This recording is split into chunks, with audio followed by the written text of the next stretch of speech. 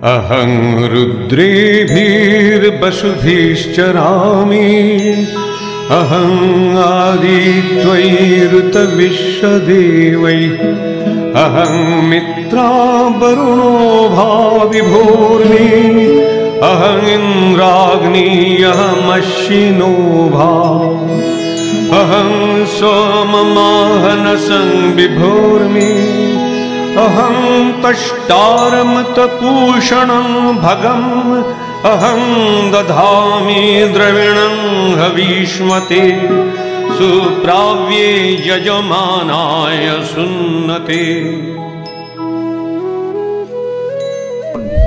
চণ্ডীর মধ্যে যে গভীর তাৎপর্যের জায়গাগুলো আছে, খাঁজে খাঁজে লুকিয়ে আছে, অহং ধরে, মনস্তত্ত্ব ধরে, প্রাচুর্যের জায়গা ধরে, ঐশ্বর্যের জায়গা ধরে, দারিদ্র্য বৈরাগ্যের জায়গা ধরে, এগুলো তো খুব একটা আলোচিত হয়ে মানুষের কাছে আসতো না, তোমাদের দৌলতে এলো। আমি আজকে অর্গলা স্তোত্রের প্রথম লাইনটা যেটা আমি বাদ দিয়ে গেছিলাম সেটা নিয়ে আজকে একটু 5-10 মিনিট একটু বলবো। তারপরে দেবী সূক্তে যে আছে আমি রুদ্র আমি বসু, আমার কাছে একজন জানতে চেয়েছেন রুদ্রকে আমি বলেছি ভেতরে টেনে নেন আর বসুকে বলেছেন বাইরে, এটা একটু খুলে বলার জন্য।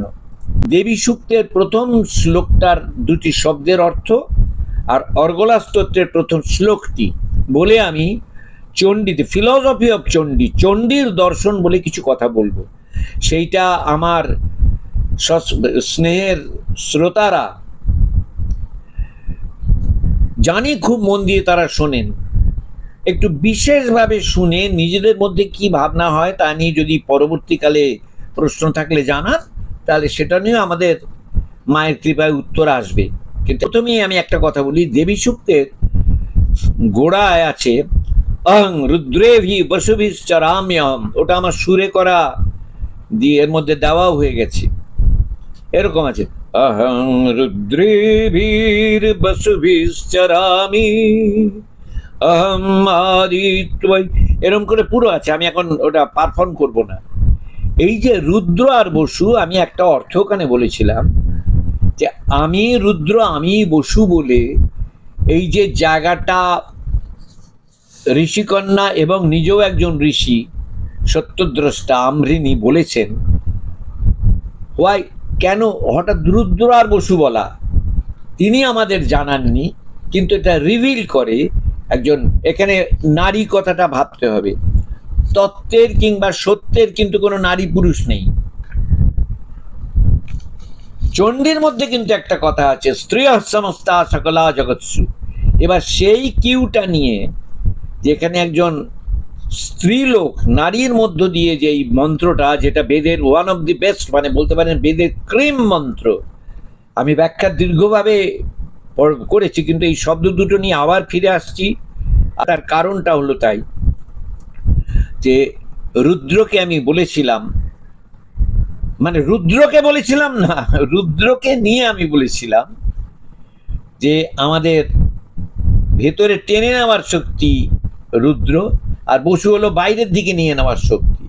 এবার একটু কথাটাকে ভাঙার জায়গায় যাচ্ছি। রুদ্র মানে হলে যে কাঁদায়, কান্নার জায়গা, রোদন থেকে শব্দটা, তাহলে এখানে কোন অর্থে একাদশ রুদ্র বলা হয়? একাদশ রুদ্র বলতে একটা ব্যাখ্যা পণ্ডিত জনেরা করে থাকেন যে আমাদের পঞ্চ জ্ঞানেন্দ্রিয়, পঞ্চ কর্মেন্দ্রিয় আর মন। আমি আরেকটু সরে যাওয়া একটা ব্যাখ্যায় যাচ্ছি, কারণ ব্যাখ্যা কিন্তু কখনোই একদম স্ট্যাম্প মারা হতে পারে না। প্রচলিত বলতে পারেন একাদশ রুদ্রের আরেকটা দিক আছে। পঞ্চ জ্ঞানেন্দ্রিয় অর্থাৎ আমার চক্ষু, কর্ণ, নাসিকা, জিহ্বা, ত্বক, যেগুলো দিয়ে আমি অনুভব করি।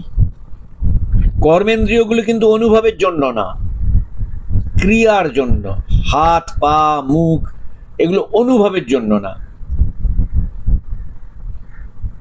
মুখকে যদি বলেন অনুভব, জিহ্বা তো বলাই হলো ওই জন্য জ্ঞানেন্দ্রিয়, খেতে ভালো লাগা খারাপ লাগা। সুতরাং পঞ্চ জ্ঞানেন্দ্রিয় নিজস্ব ভূমিকা আছে। আমার খেতে ভালো লাগছে, আমার দেখতে ভালো লাগছে, এই যে ভালো লাগার ব্যাপার, আর পঞ্চ যে বৃত্তি আমাদের মধ্যে রয়েছে, যেমন আমি বিশেষ করে এখানে বৃত্তি বলতে বলছি বুদ্ধি, মন, প্রাণ, হৃদয় এবং বিবেক।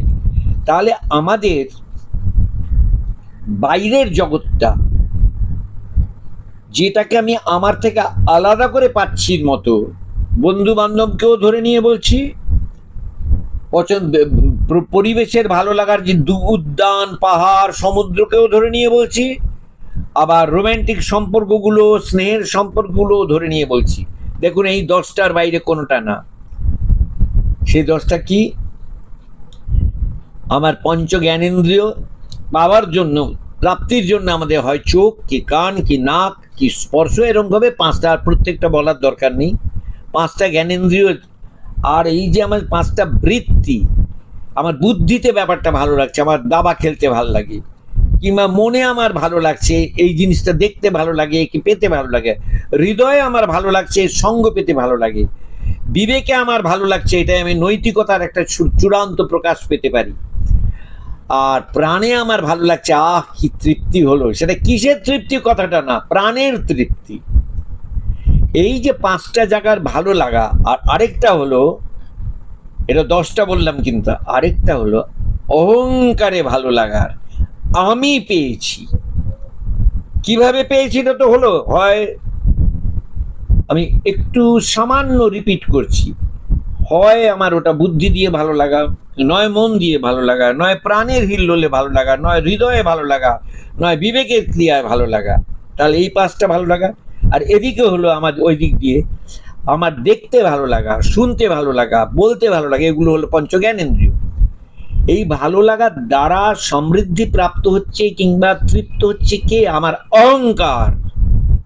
আমি পেলাম, এই যে আমি পাওয়ার জায়গাটায়, তাহলে আমি 11টা বৃত্তিতে বাইরের জগতে কাঁদি কখন? ওটার হানি হলে, আমার অহংকারে আঘাত লাগলে কাঁদি। কাঁদি মানেই চোখ দিয়ে জল পড়বে তা নয়, যন্ত্রণাবিদ্ধ হই। আমার একটা সুখের অন্বেষণে, খাদ্যের, খাওয়া পড়া বলবো না, খাওয়া কিংবা দেখতে পাওয়া একটা ভালো দৃশ্য। গেছি দার্জিলিংয়ে কাঞ্চনজঙ্ঘা দেখতে, 4 দিন রইলাম, 4 দিনই মেঘে ঢাকা। আমি ভেউ ভেউ করে কাঁদবো না, কিন্তু ওটাই হলো রোদন, যে আমার ইচ্ছাটা পূরণ হলো না। তাহলে আমাকে এই 11 বৃত্তি বললাম, আবার এগুলো কাঁদান যিনি তিনি রুদ্র বলার মানে কি? 11 বৃত্তির ক্রিয়াটা না, 11 বৃত্তির নিবৃত্তির ক্রিয়াটা যে ঘটান তিনি হলেন রুদ্র। এগুলো কিন্তু ব্যাকরণ দিয়ে ধরলে হবে না, অর্থ ট্রাই টু বোঝবার চেষ্টা করুন। তাহলে আমার অমৃণী গোড়াই বলছেন আমি রুদ্র, আমি বসু। আগে রুদ্রটা বললেন, কারণ তার মধ্যে নিবৃত্তি হয়েছে। তিনি নিবৃত্তির জায়গা থেকে দেখছেন যে আমার এই যে রূপ, রস, গন্ধ, শব্দ, স্পর্শ, যে জগৎকে পাওয়া, জ্ঞানেন্দ্রিয়গুলোকে ব্যবহার করে পাওয়া, আমার যে বুদ্ধি, মন, প্রাণ, হৃদয়, বিবেক যে পাওয়া, এগুলোকে গুটিয়ে পৌঁছে দিচ্ছে কোথায়? আমার একত্ববোধে। এই আমি সব ওগুলোই যখন আছি একত্ববোধে না, কিন্তু আমি তখন হয়ে যাচ্ছি 11টা। যখন আমি একটা জিনিসকে খাচ্ছি, আমি তখন খাদক অহংে মজা পাচ্ছি। কোথায়? অহংকারে। আমি যখন একটা দৃশ্য থেকে মজা পাচ্ছি, তখন আমার দ্রষ্টা মজা পাচ্ছি। কোথায়? অহংকারে। আমি যখন শ্রবণে, গানে একটা কিংবা মিষ্টি কথা শুনে তৃপ্ত হচ্ছে, তখন আমি কোথায় মজাটা পাচ্ছি? শ্রবণ দিয়ে ফুলের গন্ধে, আমি তখন নাসিকায়। আর আমি প্রত্যেকটা ধরে বলতে যাচ্ছি না।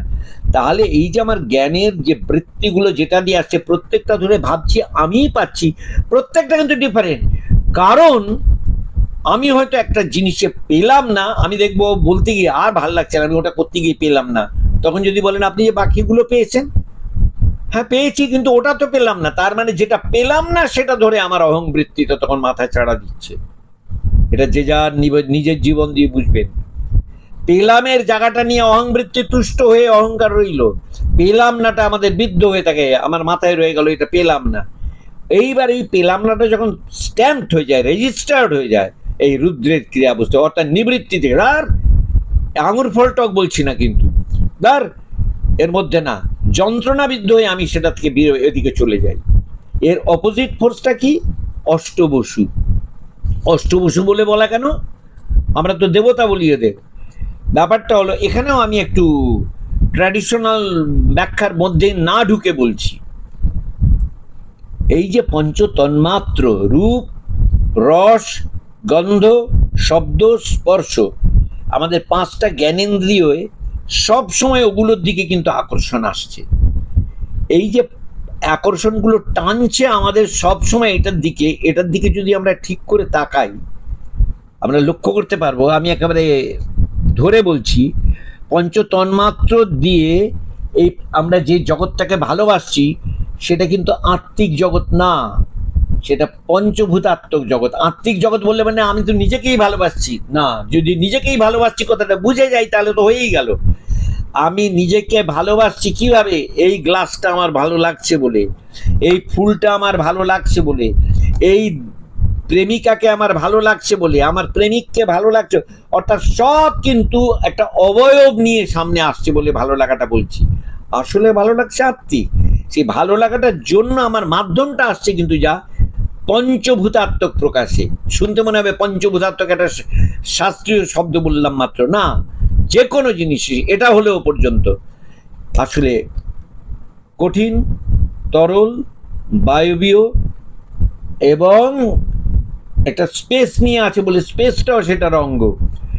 এই যে আরে প্রত্যেকটার সঙ্গে একটা তাপের, বরফটা তাপে কিন্তু জল হয়, জলটা তাপ কমে গিয়ে কিন্তু বরফ হয়। তাপ, এই যে পাঁচটার সমন্বয় প্রত্যেকটা প্রকাশ, এই শক্তটাও তাই, এই নরমটাও তাই, সফটার। তাহলে এই যে পঞ্চভূতাত্মক জগৎ আর আমার পঞ্চ জ্ঞানেন্দ্রিয়র খেলা, এই যে পাঁচটা আসপেক্টের ব্যাপার গেল, এই পাঁচটার সঙ্গে আমার আসছে কি এইখানটাই ক্রিটিক্যাল। লক্ষ্য করুন, আমি পুষ্টিত করছি আমার অহং স্বাতন্ত্র্যবোধকে। আমার অহং স্বাতন্ত্র্যবোধকে পুষ্টিত করার জন্য যেমন আমি আমার অবয়বে রূপটা চাইছি, আমার প্রকাশেও কিন্তু আমি সবার কাছে আমার হিম্মত, আমার কি করতে পারি না পারি, আমি কি অ্যাচিভ করেছি এই রূপটা দেখাতে চাই। যার জন্য আমরা বলি লোকটা কি বিভৎস রূপ দেখলাম, সেটা মানে চেহারায় না, কিন্তু কাজের দ্বারা। সুতরাং রূপ মানেই কিন্তু শুধু মুখ না। তাহলে সেখানটায় কাজ করছি কি এটা বুঝতে হবে। আমার একটা আলাদা আমি বোধটাকে আমার সাজাবার যে কাজ, ওটাই হলো অ্যাপারেন্টলি রূপং দেহির জায়গা। যে আমার আলাদাত্বটা যেন খুব গ্লোরিফাইড হয়, যে আই এম সামওয়ান। এরপরেরটা হলো জয়, রূপ এবং পরে জয়। জয়টা কিসে? আমার কর্তৃত্বাধীনে, হ্যাঁ এই কাজটা হয়েছে, হ্যাঁ ওটা তো আমিই ছিলাম সঙ্গে, হ্যাঁ ওটা আমি খুব বিনীতভাবেই হয়তো বলছি, হ্যাঁ ব্যাপারটা আমার দ্বারাই হয়েছে। তাহলে রূপের জায়গায় গেল অহং স্বাতন্ত্র, জয়ের জায়গায় যাচ্ছে আমার অহং কর্তৃত্ব। হ্যাঁ এটা আমি ছিলাম, হয়তো বিনয় করে বলছি, কিন্তু সে বিনয়ের পেছনে রয়েছে আমি করেছি, অহং কর্তৃত্ব। আর যশটা হচ্ছে আমার অহং কৃতিত্ব। এইভাবে আমি জিনিসটাকে মানুষের কাছে নিয়ে আসতে পারছি। এইটার পেছনে আমার জায়গাটা, এই কৃতিত্ব, এই তিনটে প্রার্থনা ইনহেরেন্ট ভাবে আমাদের অহংয়ের সঙ্গে জুড়ে আছে, কম আর বেশি। এই হলো বসু শক্তি। যে আমাদের পাঁচটা, আটটা বলা, অষ্টবসু বলা হয়। এই যে রূপ, রস, গন্ধ, শব্দ, স্পর্শের জায়গাটা নিয়ে আছে যে পঞ্চভূতাত্মক জগৎ। তাহলে এই পাঁচটা ব্যাপারকে নিয়ে, রূপের সঙ্গে জড়িয়ে আমার চোখ, প্রত্যেকটা ধরে ধরে এখন বলা মানে আমার আবার সেই আগের মতো আবার পুরো ধরে বলা আমি যাচ্ছি না, ওটা শুনে নেবেন। তাহলে এই যে পঞ্চ তন্মাত্রের দিকে আমার আকর্ষণের জায়গাটা, এবং তদনুযায়ী আমার রূপের বিন্যাস, আমার জয়ের বিন্যাস, আমার যশের বিন্যাস, এটায় শুধুমাত্র জীবনমুক্ত ছাড়া সবাই কম বেশি আছে। হয়তো ঢাক পিটিয়ে প্রচার চান না, কিন্তু অযশ কেউ চায় না। যশের বৃহত্ত পরিচিতি যা পাওয়া, আমাকে নিয়ে কেউ বললো, এটা অনেক বড় বড় মানুষকে দেখা যায়। আমি এই জন্য এখানটা ব্যক্তি সমালোচনায় কিছুতেই ঢুকবো না, ওই টেরিটরিতেই ঢুকবো না। কিন্তু দিলে নাম আমি 122টা এক্ষুনি হয়তো পরপর বলে যেতে পারবো। আমার সেটা উদ্দেশ্য না। আমার উদ্দেশ্য আমার অত্যন্ত স্নেহের প্রীতি যারা শুনছেন তাদের কাছে লক্ষ্য রাখবেন। অষ্টবসু মানে আমাদের এই জায়গাগুলোয় খালি আমাদের বাইরের দিকে নজর করে অ্যাট্রাক্ট করাচ্ছে, আর একাদশ রুদ্র আমাদের এই নিবৃত্তি জায়গায় নিয়ে যাচ্ছে। তাই আম্ভৃণী বলছেন আহং রুদ্রেবীর বসুবিশ্চরাম্যহম, এই প্রবৃত্তির নিবৃত্তির জায়গাটাও আমারই শক্তিতে, প্রবৃত্তির জায়গাটাও আমারই শক্তিতে। আমি এই জন্য এই দুটো শব্দ নিয়ে এই কথার ফুলঝুরিটা আনলাম। এটা আমার কাছে একজন জানতে চেয়েছিলেন। এটি দেবী সূক্তের প্রথম। তিনি জানতে চেয়েছিলেন এটা কোথায় পাওয়া যায়। আমি বলবো কোন বইয়ে পাওয়া যায় নয়, আপনাদের প্রত্যেকের মধ্যে একটা করে বই আছে। আমরা প্রত্যেকে কসমিক অ্যারেঞ্জমেন্টে হওয়া এক একটি গ্রন্থ, তাদের যে অভিজ্ঞতা হয়ে যাচ্ছে সেটা সর্বভূতেষু স্মৃতি রূপেণ সংস্থিতা, প্রত্যেকে এক একটা বইয়ের মতো, তার যা হয়ে যাচ্ছে সেটা আগের পাতা, বর্তমানটা এই যে পাতাটা, ভবিষ্যৎটা পরের পাতাগুলো, প্রত্যেকে আলাদা এবং প্রত্যেকের মধ্যে রয়েছে একটি স্বাতন্ত্র্যের প্রকাশ, অহং স্বাতন্ত্র্যের প্রকাশ। প্রত্যেকের মধ্যে রয়েছে একটা অহং কর্তৃত্বের প্রকাশ, তারা করেছেন বলে। প্রত্যেকের মধ্যে রয়েছে কে কতটা সাফল্য পেলেন তার অহং কৃতিত্বের প্রকাশ। সেই অহংটাকে চিনিয়ে দিয়ে বলছেন সেটা এক অহং। তাহলে সেই এক অহংয়েরই বিস্তারে আমরা একদিকে পাচ্ছি প্রত্যেকের মধ্যে দিয়ে। তাহলে এবার লক্ষ্য করুন, নিজের ইম্পর্টেন্সটা লক্ষ্য করুন। এই নিজের ইম্পর্টেন্সটা কিন্তু তখন অহংয়ের না, তার অহংয়ের প্রকাশ একটি আমি অহং, এই অহংয়ের ইম্পর্টেন্স। সেটা পাওয়া কোনো দোষ না, সেটা হলো তাকে পূজা করা, যে আমার অহং তোমারই অহংয়ের একটি প্রকাশ। আমি না হং মানে যে বলছে আমি না হং, আমি অহং না, সেও তো একটা অহং নিয়ে বলছে। সেই জন্য বলছি তাহলে সেটাকে স্বস্বরূপে চিনে নিন। এই অহং তোমার দেওয়া অহং, এটা আশীর্বাদী অহং। এই অহংয়ের দ্বারা, এই অহংরূপ পুষ্প দ্বারা কোনো কুকার্য যেন না হয়, এই আমার শ্রেষ্ঠ পুষ্পাঞ্জলি। তাহলে কথাটা এই ঘুরিয়ে ফিরিয়ে সমস্ত মধ্যে কথাটা কি দাঁড়ালো? অহং বিসর্জন না, অহং তাঁর করে নেওয়া। নাহং মানে অহং কর্তৃত্ব নয়, নাহং মানে অহং স্বাতন্ত্র্যবোধ না, নাহং মানে অহং কৃতিত্ববোধ না।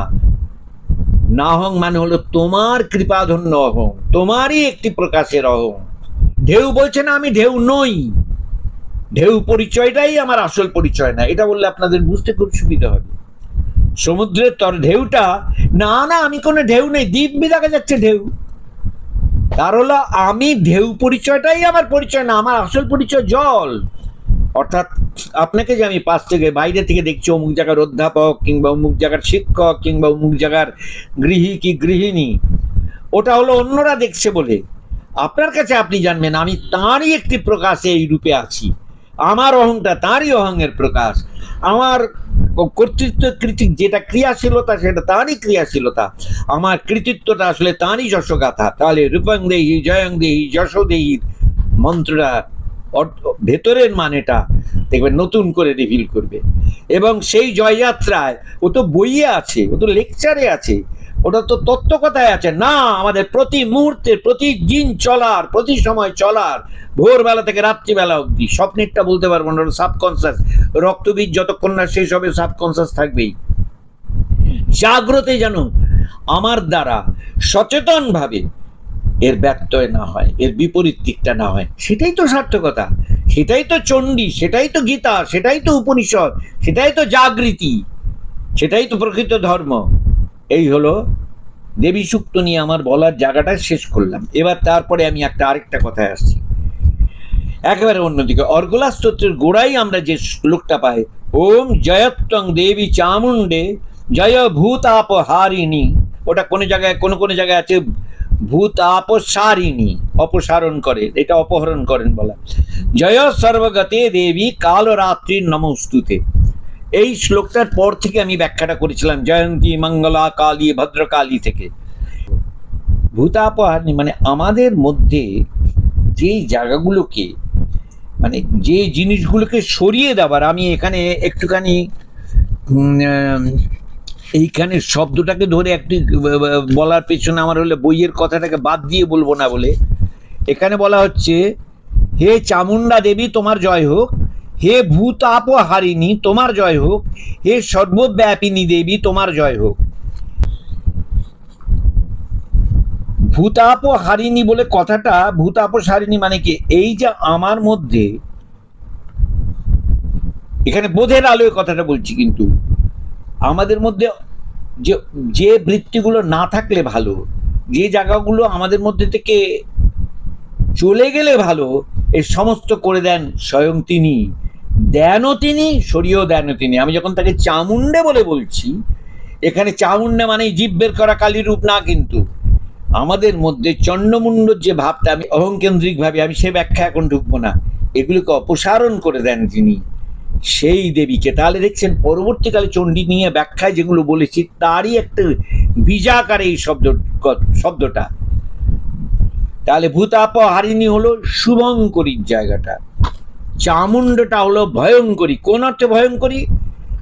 আমার মধ্যে যে আসুরি প্রবৃত্তিগুলো আছে, সে আসুরি প্রবৃত্তিগুলো এবং অহং কেন্দ্রিক ভাবে আমার মধ্যে যে কর্তৃত্ববোধ, কৃতিত্ববোধ, এগুলো নিয়ে যে গ্লানিগুলো আছে, এইগুলোকে খর্ব করে দেন যখন, করে দেন যিনি, তিনি হলেন চামুণ্ডা রূপে পরমা দেবী। ওখানে ভূমিকাটা তাই ভয়ঙ্করী। কার কাছে? আমার ওই দুষ্ট দিকগুলোর কাছে, আমার কাছে না। এবারে তার মানে তার প্রেক্ষিতে তার জায়গাটা কিভাবে আসছে? আসলে তিনি ভূতাপহারিণী, আমাদের ভেতর থেকে এইগুলো হরণ করছেন, এই জিনিসগুলোকে, যে তাপ, এই যে আমাদের মধ্যে গ্লানিগুলো, এগুলোকে তিনি হরণ করছে। অর্থাৎ আসলে তিনি শুভঙ্করী, ভয়ঙ্করীটা না। এইবারে সর্বগতে তার জায়গাটা কিরকম? সবার মধ্যে ইম্যানেন্ট, সবার মধ্যে যে আমিবোধ, সে আমিবোধ তাঁরই আমিবোধের প্রতিফলন। তাই সেই মন্ত্র পড়ে গিয়ে আমরা পাচ্ছি একৈবাহং জগত্তত্র দ্বিতীয়াকা মমাপরা। তাহলে এই যে আমরা যারা শুনছি, প্রত্যেকের আমি, যে বলছি তারও আমি, একৈবাহং, সেই অহংয়েরই এক একটি প্রকাশ, প্রতিসরিত প্রকাশ, প্রতিফলিত না। প্রতিসরিত মানে আমরা বিজ্ঞানে পড়েছি, একটা গ্লাসে জলে একটা পেন্সিল ঢুকিয়ে রাখবেন, দেখবেন পেন্সিলটা বেঁকা লাগে, আসলে বেঁকা না কিন্তু। অর্থাৎ প্রত্যেকেরই মধ্যে অহংটা একটু বক্রভাবে, আমি নারী, আমি পুরুষ, আমার এই বয়স, এই বক্রতা নিয়ে আসে। কিন্তু জলটা যত পরিষ্কার হবে, যতই বক্র হোক, পেন্সিলটা কিন্তু পরিষ্কার দেখতে পাবো। তাই আমাদের যতই এই কেউ মানবী, কেউ মানব, কেউ কম বয়সী, কেউ বেশি বয়সী, যাই হোক, বিদ্যা যাই যার হোক, সে যত শুদ্ধ চিত্তের হবে, তার মধ্যে দিয়ে সেই পরম অহংয়ের প্রকাশটিও কিন্তু চমৎকারভাবে তত হবে। সর্বগতে এটা সবার মধ্যে থাকা প্রকাশ। আর সব ছাড়িয়েও তিনি আছেন ব্যাপ্তির স্বরূপা। এই যে ব্যাপ্তির স্বরূপা, সেই জায়গায় পৌঁছানোর জন্য, ওটা আমি আমার মধ্যে আছেন বললেই সেই সর্বত্র আছেনের জায়গা কিন্তু আসে না। যার জন্য মধ্যম দশায় সবার মধ্যেই তিনি আছেনটাই আমাদের বচন হয়ে যায়। আমরা যে তার মধ্যে আছি এটা আসে না, সেইটা আসে একটা কাল রাত্রি পেরিয়ে। যখন আমি দেখছি আমার মধ্যে আছেন, ভাবতে কি মজা, কি আনন্দে, কিন্তু যেই বাইরে যাচ্ছি, কি যন্ত্রণা, কি বিরোধিতা, কি কবে হবে, কবে আমি বুঝতে পারবো তুমি সব। এই যে স্টেজটা, এটা কিন্তু ম্যাজিকের মতো দিলাম আর হয়ে গেল নয়। এই স্টেজটা আমি আগেও ব্যাখ্যা করেছি, এখন আমি আজকে নতুন করে এটা বলছি। তাই তাকে বলা হচ্ছে ওই জায়গা থেকে ব্যক্তির স্বরূপ জায়গায় তুমি নেওয়ার আগে শ্মশান বোধটা ভেতরে জাগিয়ে দাও। শ্মশান মানে মরা পুড়ছে না, কিন্তু শ্মশান মানে কোনোটা আমার কাছে কিছু প্রাপ্তিতে হচ্ছে না, যেটাই হাত দিতে যাচ্ছি মনে হচ্ছে জাগতিকভাবে, সেটাই মনে হচ্ছে শূন্য, কোনো কাজের না। প্রতিভা দেখে সেখানে ছুটছি, দেখছি গিয়ে প্রতিভার আড়ালে লুকিয়ে আছে অহংকার। নমনীয়তা, কমনীয়তার আড়ালে গিয়ে দেখছি সেইখানটা লুকিয়ে আছে আমাকে টেনে নেওয়ার জন্য, মোহগ্রস্ত করার জন্য ব্যবস্থা। অর্থকরী জায়গায় আমি ভাবছি যে এইখানটা গিয়ে আমি শান্তি পাবো, দেখছি ওখানে আমাকে শোষণ করার ব্যবস্থা রয়েছে, আমাকে 4টি লজেন্স খাইয়ে, লজেন্স মানে আমি পয়সার লজেন্স বলছি না, 4টি মনোমুগ্ধ করা, তোমাকে এই করে দেবো, প্রত্যেকটা আমার কাছে শূন্যতা। আমি খুঁজছি একটা নিরহং সেই মানুষের কাছে পৌঁছবো, যেখানে গিয়ে আমি আলো পাবো, আমার এই অন্ধকার দূর হবে। সেখানে গিয়ে দেখছি বাবা, এটা আমার থেকেও অন্ধকারের জায়গায় বসে আছে, নিজেকে মনে করছে বুঝলি আমি এই। যাবে কোথায় এই কালো রাত্রির দশায়? তখন হে মা, তুমি সবার মধ্যে বলে জানছি, কিন্তু যেই চোখ খুলছে আর দেখছি তুমি সবার মধ্যে ভাবার কোনো অবকাশ নেই। দেখছি থরে থরে দাঁড়িয়ে আছে মহিষাসুর, থরে থরে দাঁড়িয়ে আছে শুম্ভ নিশুম্ভ। ভালো ভেবে যাচ্ছি, দেখছি আলটিমেটলি সে শুম্ভ নিশুম্ভ, মহিষাসুরের মতো না।